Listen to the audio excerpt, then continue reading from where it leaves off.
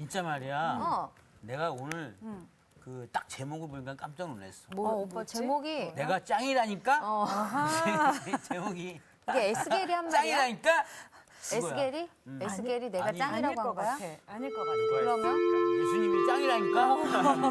아니, 저 구약인데 예수님 나오는 거. 구약인데? 하나님. 아니까.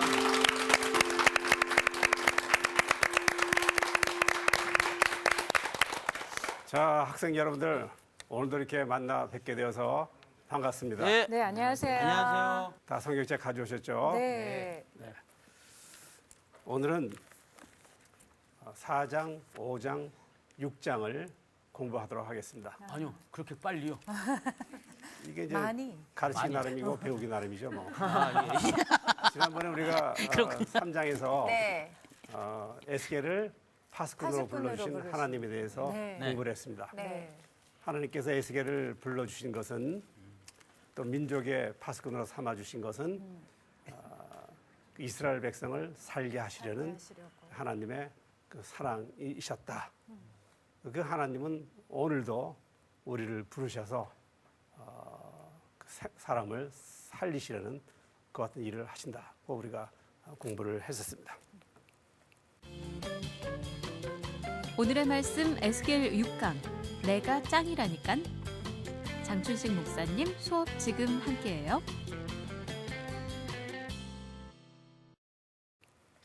오늘은 이제 그 4장, 5장, 6장을 공부하겠는데 특별히 네.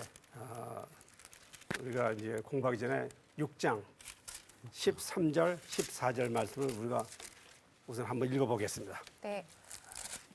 네, 먼저 읽겠다고요? 네. 아, 예. 정다은 학생이 손을 들었습니다. 좀 읽어주세요.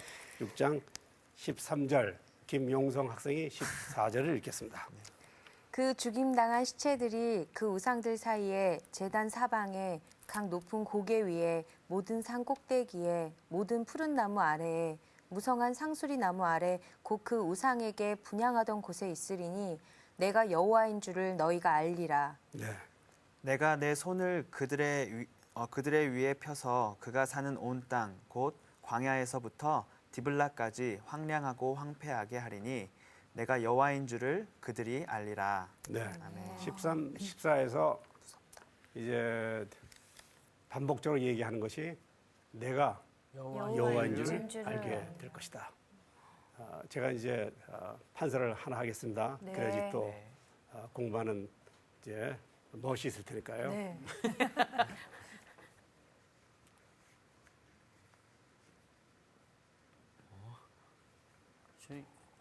저 히브리요? 히브리어군요. 히브리어. 저게 엘 하심? 맞는 거야? 그냥 하는 거예요. 아무도 몰라. 쉼표 따옴표 같은데. 엘 하심은 아니군요. 예, 히브리어. 네. 히브리어는 아니, 오른쪽부터 쓰는군요. 그 히브리 사람들이 이걸 아도나라고 읽는데 아, 이게 야훼입니다. 야훼. 야훼. 하나님 이름을 야훼. 이게 요드, 와우. 영어로 음역을 하게 되면은 영어는 이쪽으로 쓰니까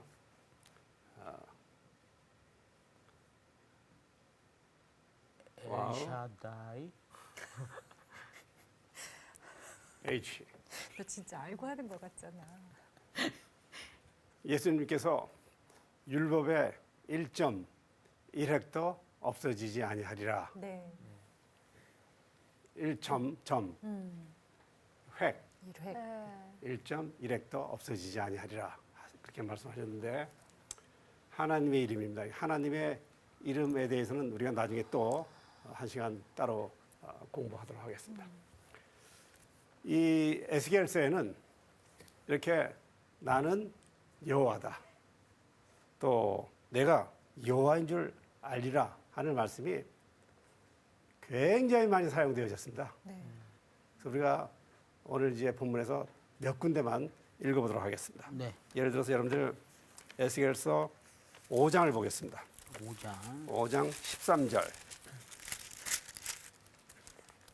김상훈 학생이 이와 같이 내 노가 다한즉 그들을 향한 분이 풀려서 내 마음이 가라앉으리라. 내 분이 그들에게 다한즉 나 여호와가 열심으로 말한 줄을 그들이 알리라. 네. 나 여호와 이렇게 나오죠. 네. 그다음에 15절, 5장 15절.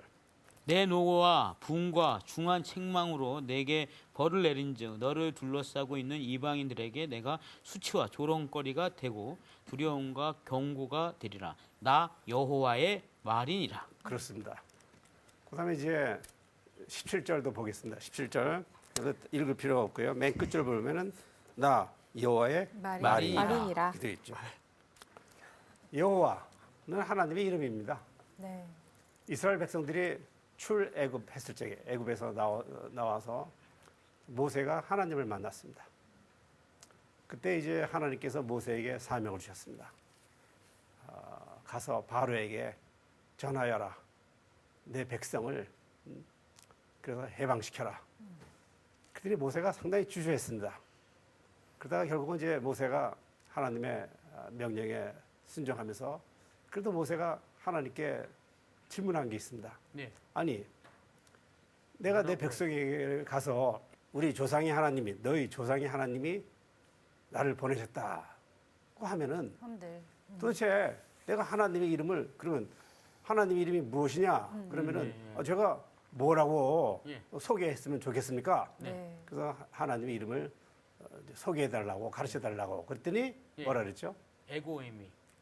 뭐 김상훈 학생이 그냥 그동안에 공부를 많이 해서 나는 스스로 있는 자다 스스로 있는 자. 이렇게 이야기를 해라. 그 스스로 있는 자 여호와입니다. 여호와 하나님의 이름입니다. 그런데 오늘 읽은 본문에는 그리고 이제 앞으로 읽게 되면은 많이 사용되어지는 그 같은 그 구절 가운데 용어 가운데 하나가 나 여호와 나 여호와. 혹은 내가 여호와인 줄 알게 될 것이다 하는 말씀을 아주 순수하게 어린아이들이 청소년들이 쉽게 이해할 수 있는 용어로 표현하라고 할 것 같으면 내가 짱이야. 이 내가 짱이야. 내가 네. 내가 내가 짱이야. 에스겔이 자기를 가리켜서 내가 짱이야 하는 것이 아니라 네. 하나님께서 지금 에스겔을 통하여 하나님 스스로가 내가 짱이야. 짱이야. 짱이단 말이다. 영어로는 내가 캡이야. 캡이다. 네. 몸짱 무슨 네. 짱 있어요? 네. 몸짱도 있고 얼짱. 김상훈 씨는 몸짱, 얼짱. 울트라 박진희 슈퍼짱. 씨는 얼짱. 얼짱? 얼짱. 네? 언니 오빠가 다 하세요. 왜 김영성 씨는 무슨 짱이에요? 저는 우리 그냥 공부짱, 가만히 공부짱. 있자. 평범한 학생이에요. 몸짱. 아, 너 왜 이렇게 공짱이야, 겸손하게 그래? 공짱. 얼짱은 여기가 얼짱이네요. 에이. 짱이란 말이에요. 짱. 네. 그래서 내가 여호와인 줄 너희가 알게 될 것이다 하는 구절이 적어도 80회 정도 사용되어지고 있대요. 네. 그러니 이게 한두 번도 아니고 계속해서 여러분들이 성경 읽게 되면 이제 에스겔서를 읽게 되면 계속해서 끝의 결론으로 내가 여호와인 줄 알게 될 것이다.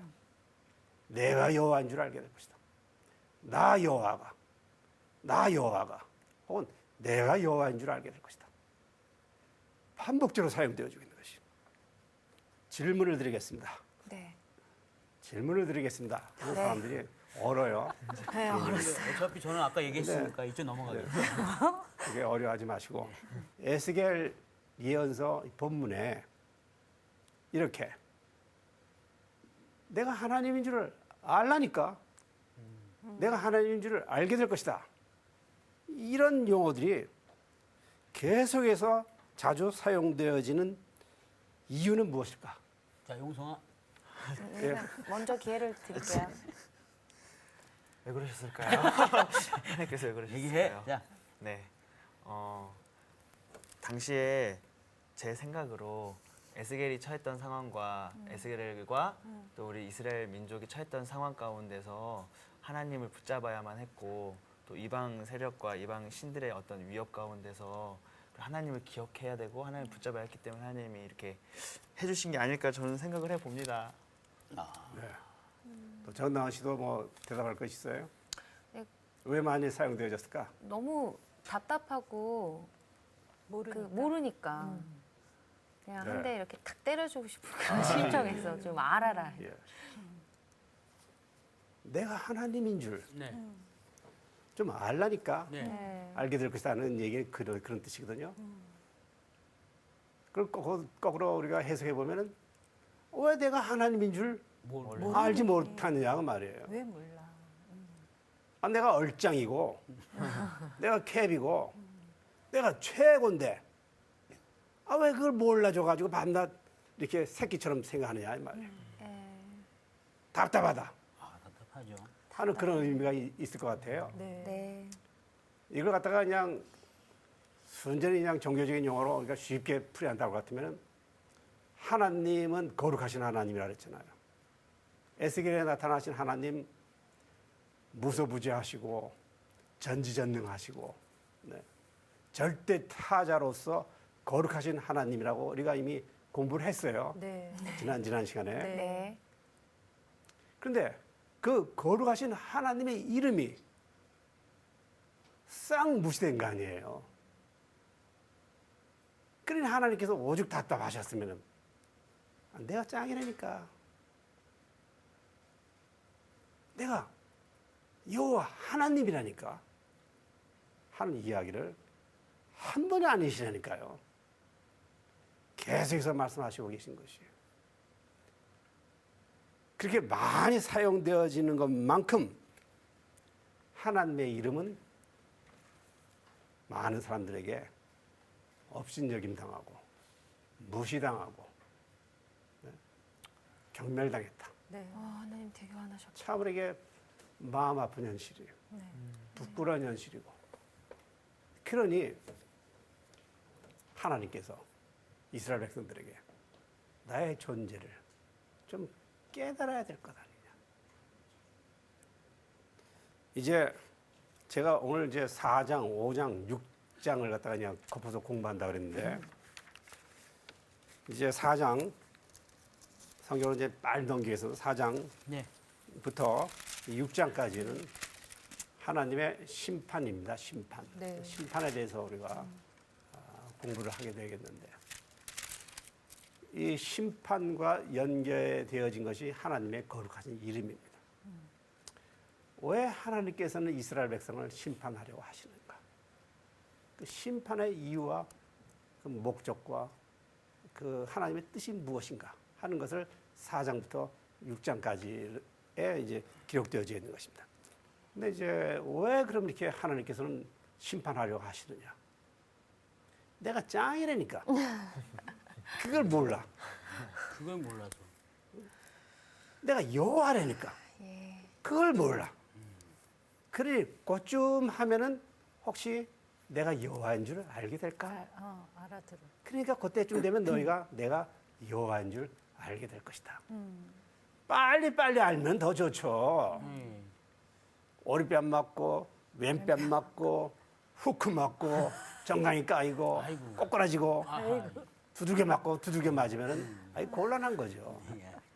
이사야 예언자가 표현한 대로 머리 끝에부터 저 발끝에까지 상처 나도록 얻어 터지면은 이거는 곤란한 거 아니에요. 그렇죠. 어떻든 간에 이 에스겔 예언서에는 많이 나오는 거예요. 많이 사용되어지는 것만큼 듣는 사람은 무지한 백성들이에요. 깨닫지도 못하는 거예요. 그렇게 여러분들이 이해하시면 될 것입니다. 6장. 6장으로 넘어갑니다. 자, 우리 김상훈 학생. 네. 6장 1절, 2절. 여호와의 말씀이 내게 임하여 이르시되 인자야 너는 이스라엘 산을 향하여 그들에게 예언하여. 네, 그다음에 우리 박진희 학생 3절. 네. 이르기를 이스라엘 산들아 주 여호와의 말씀을 들으라 주 여호와께서 산과 언덕과 시내와 골짜기를 향하여 이같이 말씀하시기를 나 곧 내가 칼이 너희에게 임하게 하여 너희 산당을 멸하리니. 네. 그리고 아까 우리가 13절 읽었어요. 13절 제가 다시 한번 읽어보겠습니다. 그 죽임당한 시체들이 그 우상들 사이에서 제단 사방에 각 높은 고개 위에 모든 산꼭대기에 모든 푸른 나무 아래에 무성한 상수리 나무 아래 곧 우상에게 분양하던 곳이 있으리니 내가 여호와인 줄 알게 될 것이다. 결론부터 말씀드리면은 산, 바다, 강, 사람 모든 것이 다 오염되어졌어요. 이 2절, 3절, 13절에 그 보여주고 있는 것은 그 이스라엘 백성들의 우상의 그 장소들을 이야기합니다. 뭐가 있습니까? 산이 나왔고 또요. 언덕과 신하고 뭐가 있습니까? 13절에 가면 뭐 산꼭대기에 푸른 나무 아래 무성한 상수리 나무 아래 그리고 곧 우상에게 그랬으니까 지금도요 우리나라도 아주 뭐 그 전기가 흐르는 산이 있다 기가 흐르는 그런 산이 있다고 그래요. 우리가 이제 이게 방송하니까 그걸 이제 구체적으로 얘기하지는 않겠지만 왜냐하면 또 그 어린 사람들은 또 찾아가 본다고. 그러니까 그 우상 숭배를 인도하는 꼴이 돼서 그 얘기는 안 하고. 근데 그런 산들이 있다고 그래요. 가보면은 그래서 그 자연 훼손하지 말라고 그 광고가 많잖아요. 네. 그 산에 들어가서 그 무속인들이 촛불을 켜놓고 뭐 기도를 하잖아요. 그리고 거기다 뭐 재물도 잡고 그리고 거기다 또 버리고 가고. 그래서 이걸 훼손시킨다고 하여서 그렇게 하지 마시오, 치우시오 하지만 근데 또 거기에 목매단 사람들은 몰래 보따리 싸매고 그냥 짊어지고 들어가서 둥둥둥둥둥둥둥둥둥 불 쳐가면서 이렇게 뭐 우상 숭배를 하는데 그거 상상하시면 돼요. 이 6장 말씀을 읽으시면 상상하시면 그 산당이다. 무슨 상수리 나무 아래 뭐 그런 것이 별거 아니에요, 여러분들. 그냥 돌멩이 하나 세워놓고 돌기둥 하나 세워놓고 그리고 그게 무슨 신이라고 그 앞에 가서 예배를 드리는 거예요, 재물을 잡고. 그래서 예언자들이 가끔 그게 돌멩이가 돌기둥이 뭐라고 거기 가서 뭘 묻고 말이에요. 묻는 거예요, 거기. 뭘 물어요?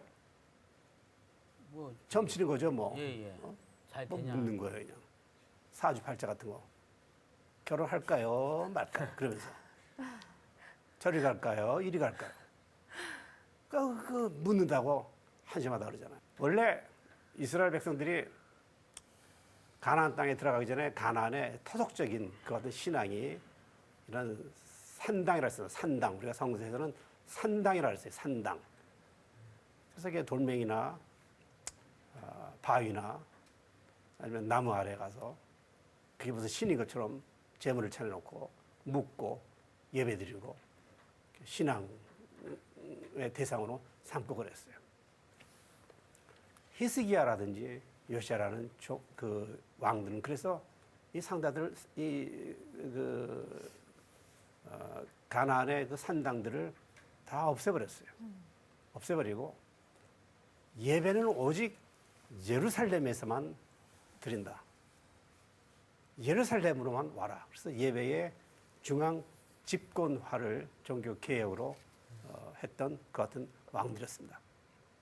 그러나 실제에 있어서는 이스라엘 백성들이 아주 토착적인 그런 신앙생활은 동네 이렇게 그냥 돌멩이 앞에 가서 나무 아래 가서 예배드리는 그런 신앙생활을 하고 있었어요.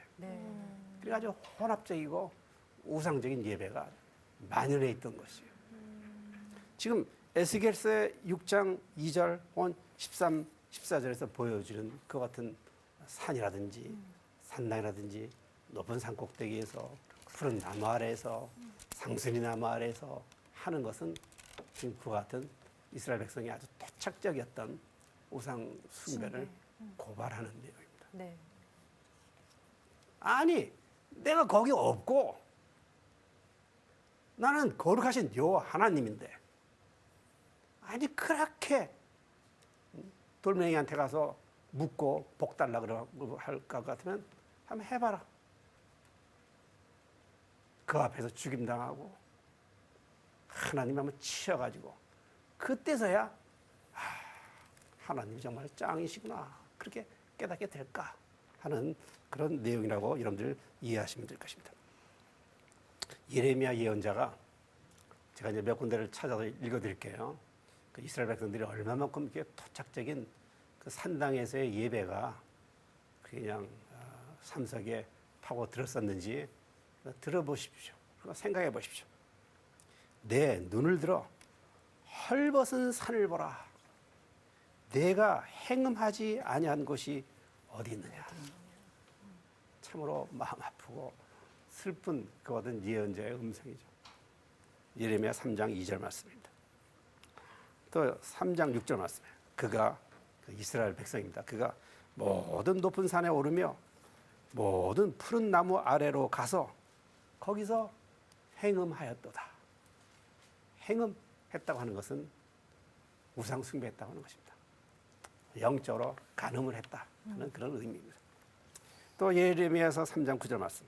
그가 돌과 나무와 더불어 행음함을 가볍게 여기고 행음하여 이 땅을 더럽혔거늘.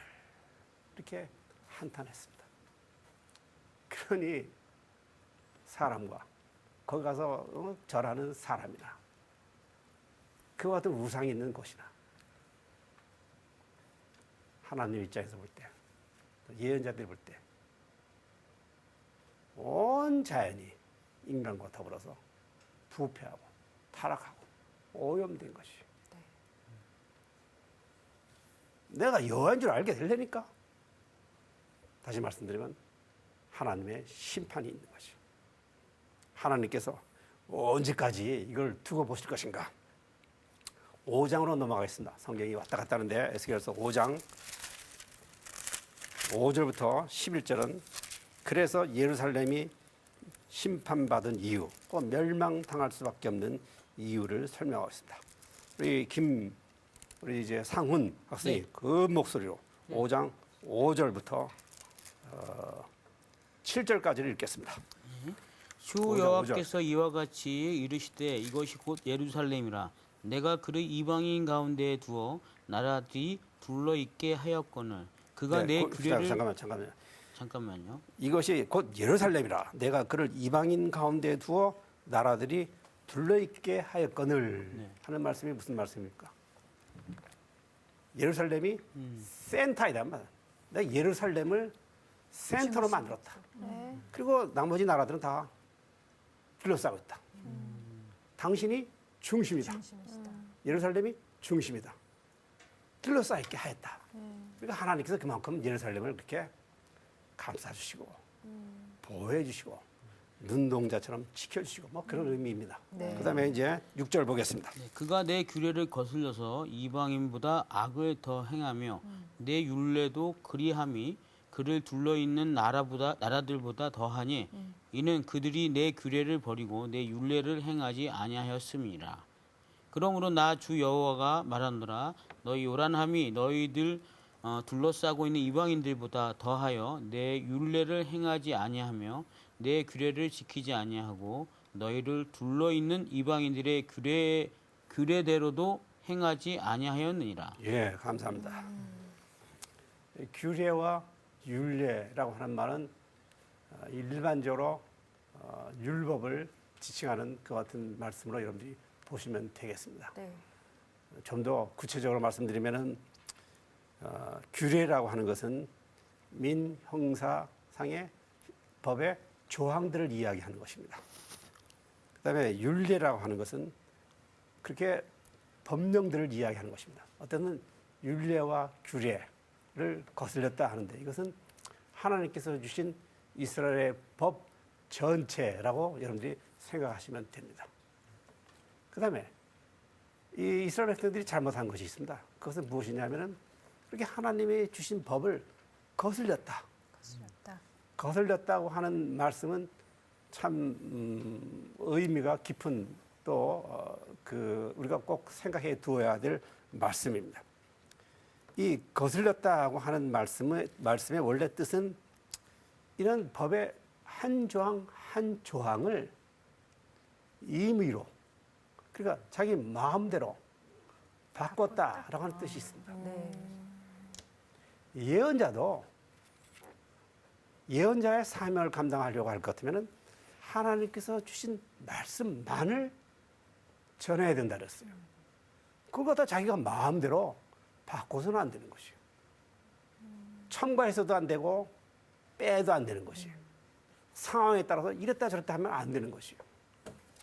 하나님의 법도 마음대로 해서는 안 되는 것이에요. 그런데 이스라엘 백성들이 그것을 거슬렸다 하는 것은 자기 마음대로 고쳤다. 혹은 아주 이게 그 확대해서 해석하면 그래서 하나님께 대들어서 반역을 했다. 하나님의 권위를 짓눌렀다 하는 그런 의미가 있는 것입니다. 네. 레위기 27장 10절 말씀인데 들어보십시오. 네. 사람이 서원하는 예물로 여호와께 드리는 것이 가축이면 여호와께 드릴 때는 다 거룩하니 그다음에 잘 들으셔야 돼요. 그것을 변경하여 우열간 바꾸지 못할 것이요. 레위기는 제사법 아니에요. 하나님 앞에 드리기로 결정한 것이면 거룩한 것이에요.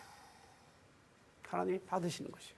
그런데 갑자기 아까운 생각이 들어서 예를 들어서 하나님 집에 내가 이것을 드리기로 했는데 가축 하나를 해서 이스라엘 백성들은 이제 옛날에 제사 지낸다는 것이 다 자기 집에 있는 거 가져가는 거니까 뭐 닭도 키우고 뭐 양도 키우고 예를 들어서 양을 이제 하나님 앞에 갖다 바친다고 생각합시다. 그러면 그 중에서 제일 좋은 거 한 마리를 점 찍는 거예요. 이것은 내가 하나님께 갖다 바쳐야지. 이렇게 하나님께 갖다 바치기로 이렇게 결정한 것이에요. 그럼 그것은 거룩한 것이에요. 왜? 하나님께 갖다 바치기로 한 것이니까. 그런데 너무 두실두실 살찌고 좋아. 시장에 갖다가 팔면은 돈이 좀 더 많이 나가겠어. 그래서 마음에 욕심이 생겨서 요것은 너무 두실두실하니까 이렇게 제쳐놓고 저리 가 있어. 저리 가. 그 옆에 비실비실한 거 요 갖다 바쳐야 되겠다. 그것을 변경하여서 그래 변경하는 거 우열간 바꾸는 거 이거는 하나님께서 금지하신 것이에요. 율례와 규례를 거슬렸다고 하는 것은 하나님의 법을 상황에 따라서 자기의 마음에 따라서 임의로 바꿨다. 그 다음에 7절 말씀 너희 요란함이 너희를 둘러싸고 있는 이방인들보다도 더했다. 요란함. 이 요란함이라고 하는 단어도 여러 가지 의미가 있습니다. 뭐 풍성하고 풍부하고 부유했다고 하는 말씀도 있습니다. 그런 뜻으로 받아들이면은 하나님을 섬기는데 옛날에는 가난하던 시절에 주여 고난받던 시절에 주여 나와서 눈물 콧물 다 흘렸는데 좀 먹고 살만하게 되니까 부유하게 되니까 배에 기름이 끼게 되니까 하나님을 찾게 되지가 않는 것이 시간도 없고 뭐 이게 또 핑계가 되는 것이 자기 마음대로 하나님을 이렇게 만났다 저렇게 만났다 하나님 만나는 시간도 자기가 마음대로 결정하고 하나님께 바치는 제물도 자기가 마음대로 결정하고 그래서 너무 사람이 재산이 많게 되니까 하나님을 업신여기게 됐다. 뭐 그렇게 해석하는 사람들도 있어요. 근데 어떻든 간에 수가 많다고 하는 의미도 있는데 그 요란함이 이방인들이 그 법석을 떠는 것보다도 하여튼간 더 했다. 그래서 하여튼 이방인들도 안 그러는데 왜 이렇게 그냥 방정을 떨고 왜 이렇게 아쉬운 소리를 많이 하고 왜 이렇게 하나님을 업신여기는지 무시하는지 하는 그런 의미로 우리가 해석해 볼 수 있습니다. 그래서 이 5장에서의 결론 말씀 그 이스라엘의 죄라고 하는 것은 다른 것이 아닙니다. 자기 마음대로 하나님의 법을 거슬렀으니까 조작하고 바꿨으니까 그건 잘못한 것이죠. 두 번째 이방인보다도 더 악했죠. 그래서 우리가 5장 9절을 우리가 박진희 씨가 네. 읽어보겠습니다. 내 모든 가증한 일로 말미암아 내가 전무후무하게 내게 내릴지라. 네. 그다음에 11절 말씀 주십니다. 그러므로 나 주 여호와가 말하노라 내가 나의 삶을 두고 맹세하노니 내가 모든 미운 물건과 모든 가증한 일로 내 성소를 더럽혔은즉 네, 아주 명확하게 나타나 있어요. 뭐가 잘못이냐? 모든 가증한 일이라고 결론을 내렸어요. 그게 다 우상 숭배라고 그랬어요. 그다음에 그 우상 숭배의 결과 그 모습이 무엇이냐? 하나님의 자리, 하나님께서 마땅히 계신 성소를 더럽혔어요. 그러니 하나님께서 이거 어떻게 했으면 좋겠어요. 그래서 6장 11절부터 14절 말씀을 보면 하나님께서 심판하시는 겁니다. 심판하시는 것이요. 에스겔서 36장 22절 23절을 우리가 김용성 학생이 에스겔서 36장 22절 또 우리 정나은 학생이 23절을 그 목소리로 누구든지 다 듣고 이해할 수 있도록 읽어주시기 바랍니다. 네. 그러므로 너는 이스라엘 족속에게 이르기를 주 여호와께서 이같이 말씀하시기를 이스라엘 족속아 내가 이렇게 행함은 너희를 위함이 아니요 너희가 들어간 그 여러 나라에서 더럽힌 나의 거룩한 이름을 위함이라. 네, 여러 나라 가운데에서 더럽혀진 이름 곧 너희가 그들 가운데에서 더럽힌 나의 큰 이름을 내가 거룩하게 할지라. 내가 그들의 눈앞에서 너희로 말미암아 나의 거룩함을 나타내리니 내가 여호와인 줄을 여러 나라 사람이 알리라. 주 여호와의 말씀이니라. 네. 4장, 5장, 6장에는 심판의 모습, 심판의 이유, 또 하나님께서 심판하신 목적 등등이 자세하게 기록되어져 있어요. 우리가 여기저기서 그냥 다 읽지 않고 읽었습니다만, 그러나 이 심판이 있어요. 하나님의 심판. 그리고 그 하나님의 심판은 무엇과 연결되어졌느냐? 하나님의 거룩한 이름과 지금 연결되어져 있는 것이에요. 하나님의 거룩한 이름이 어떻게 됐다고요? 더럽혀졌어요. 모욕을 당했어요. 그래서 하나님께서 거룩하신 하나님이니까. 거룩하신 하나님이니까. 제가 좋아하는 그 시편 그 가운데 시편 5절에 다음과 같은 규절이 있습니다. 그냥 들어보십시오. 주님께서는 죄악을 좋아하시는 하나님이 아니십니다. 악인은 주님과 어울릴 수 없습니다. 교만한 자들 또한 주님 앞에 감히 나설 수 없습니다. 주님은 악을 행하는 자를 누구든지 미워하십니다. 그런 규절이 있어요. 하나님은 거룩하신 하나님이시기 때문에 악인들과는 어울릴 수가 없는 것이에요. 아무리 이스라엘 백성이라고 하더라도 어울릴 수가 없는 것이에요. 하나님께서 모욕당하시고 더럽혀진 자신의 거룩한 이름을 위하여 하나님께서 스스로 역사하시는 것이에요. 그것이 심판의 목적으로 6장에 기록되어져 있습니다. 네. 오늘 4장, 5장, 6장이 우리들에게 주는 신앙적 교훈이 무엇인가를 간략하게 생각해 보도록 하겠습니다. 첫째, 거룩하신 하나님께서는 거룩히 여김을 받으시기를 원하십니다. 네. 예수님께서 주님 나라가, 주님의 이름이 거룩히 여김을 받으시오며 그렇게 주님 기도를 가르쳐 주셨죠. 네. 주님은 거룩히 여김을 받으시기를 누구에게든지 거룩히 여김 받으시기를 원하시는 것입니다. 거룩히 여김을 여기시지 않으면은 내팽개치시는 것입니다. 두 번째, 본문이 주는 교훈이 있습니다. 거룩하신 하나님은 우리와 거룩한 관계를 맺기를 원하시는 것입니다. 네. 아멘.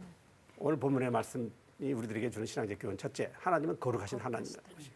둘째, 거룩하신 하나님은 과거에도 그러셨고 오늘도 우리와 거룩하신 관계, 바른 관계를 맺기를 원하시는 것이에요.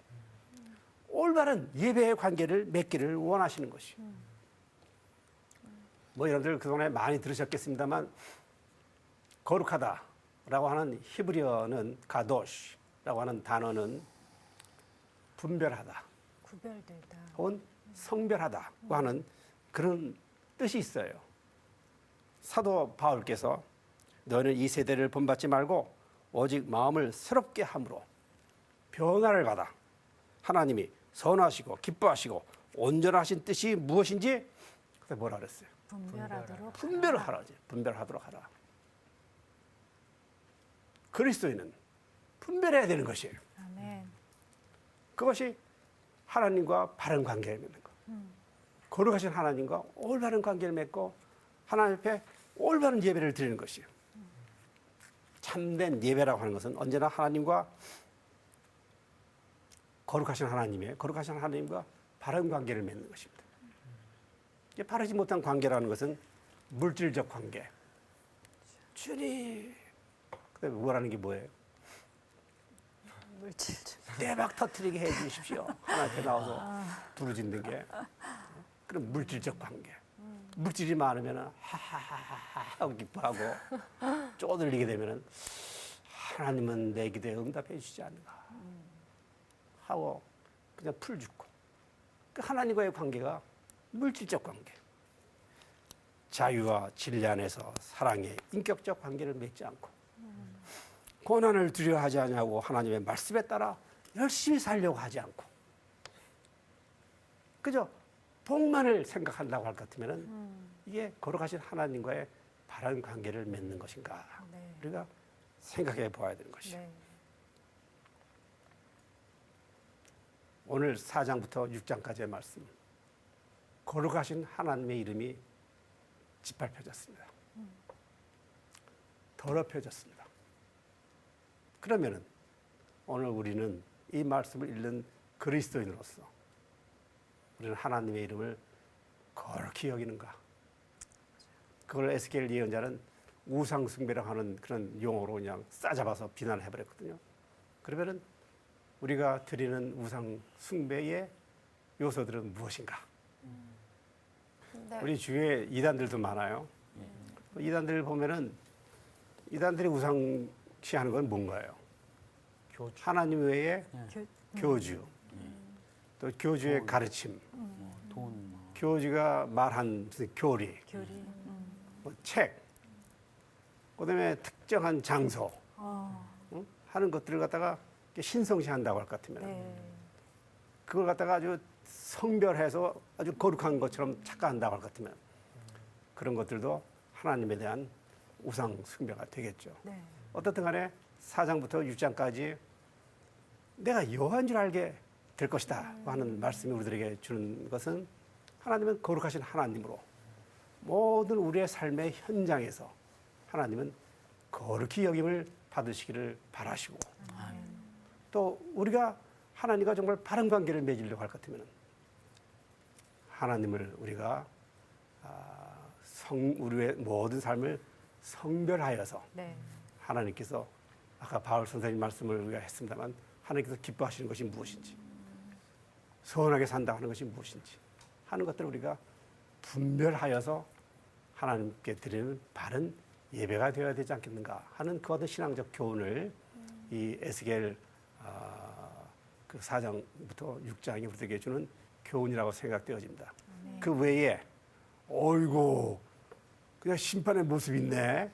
사람들이 그냥 죽임을 당해가지고 뼈들이 흩어지고 하는 것들은 그게 주목적은 아닙니다. 네. 그게 주목적은 아닙니다. 하나님은 지난 시간에도 공부했지만 살게 하시는 하나님입니다. 어떻게든지 살게 하시는 하나님. 그리고 그 살아난 공동체와 바른 관계를 맺어서 복 주시려 원하시는 그 어떤 하나님의 모습이 이 에스겔에 처음부터 끝까지 되어져 있는 것입니다. 이런 에스겔을 우리가 생각한다고 할 것 같으면 우리 삶에 활력이 될 수도 있고 때로는 우리 신앙생활에 새로운 반성도 될 수 있고 또 새로운 각오도 되리라고 생각합니다. 그 언제나 그 하나님께서 주시는 분별력을 구해야 되겠다라는 생각을 했습니다.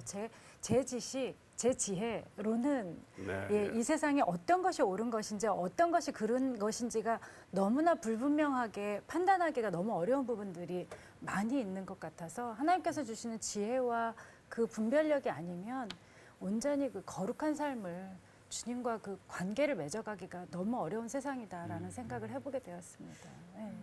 참고로 그 본질과 비본질을 생각한다면 네. 쉽게 그 문제가 풀리지 아유, 않을까라는 생각이 듭니다. 네, 아멘. 우리가 이 거룩하신 하나님의 이름에 대해서는 이제 시간 되어진 대로 네. 다시 한번 공부를 하도록 하겠습니다. 네. 오늘은 여기까지 공부를 마치도록 하겠습니다. 네. 네, 고맙습니다. 고맙습니다. 고맙습니다.